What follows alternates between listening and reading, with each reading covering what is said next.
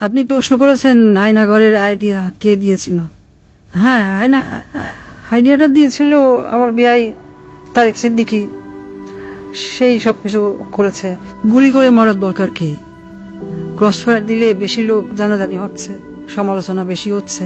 সেদিন থেকে শুরু হলো এই নতুন পরীক্ষামূলক পরিকল্পনা।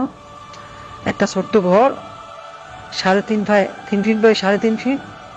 ওইখানে নিজের কোথাও ভালোভাবে শোনা যায় না। হ্যাঁ, আমরা প্রথমে কিছু বিরোধী নেতাকে তুলে আনলাম, এই বিএনপি, জামাত, ছাত্র শিবির, ছাত্রদল, কিছু সাংবাদিক। ওদের রাখা হলো সেই আয়না ঘরে। প্রথমে কয়েকদিন ওরা দেয়ালে ঘুষি মারত। আমাকে ভিডিও কলে দেখানো হলো, ভিডিওতে আমাকে দেখানো হলো ওরা দেয়ালে ঘুষি মারত, দল্লা ঠেলে বেরোনোর চেষ্টা করছে। তারপর কিছুদিন দেখি শুধু উপরের দিকে তাকিয়ে থাকে। তারপর এক সময় ক্লান্ত হয়ে শুধু উপরের দিকে তাকিয়ে থাকতো। প্রথম কিছুদিন কেউ বুঝতে পারতো না কতটা সময় গেছে, কয়দিন তাদের আটক রাখা হয়েছে।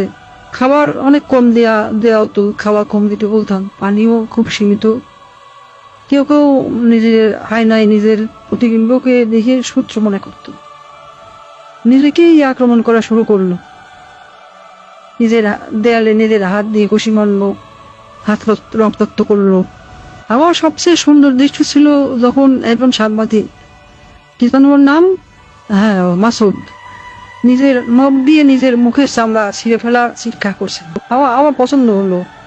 সারা দেশে আরো বেশ কিছু এরকম আয়নাঘর বানালাম।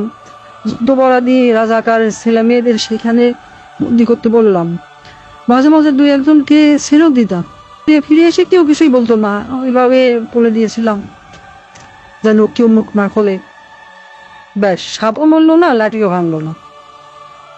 মানুষ ভাবলো যান বাঁচাতে স্বেচ্ছায় আত্মগোপন করেছিল, কিন্তু আমার আসল শক্তি ছিল প্রচারণায়।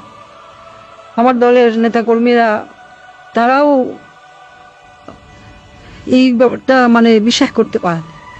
সত্যকে আমরা এমন ভাবে ধামাচাপা দিয়েছি কেউ বিশ্বাসই করতে পারছে না আয়নাঘর আসলে ঘর বলতে সত্যি কিছু ছিল। আমি হাসলাম, কারণ কেন জানেন, একবার যদি সত্য মিথ্যাকে আর মিথ্যাকে সত্য বলে চালিয়ে দেওয়া যায়, তাহলে আর কিছু করার দরকার নেই।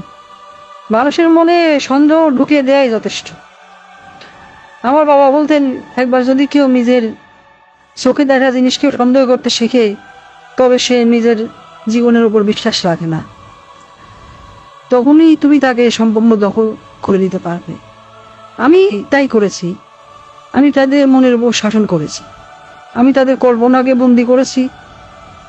হাসতায় আজও মানুষ সন্দেহ করে আয়না ভালো বললে সত্যিই কিছু ছিল।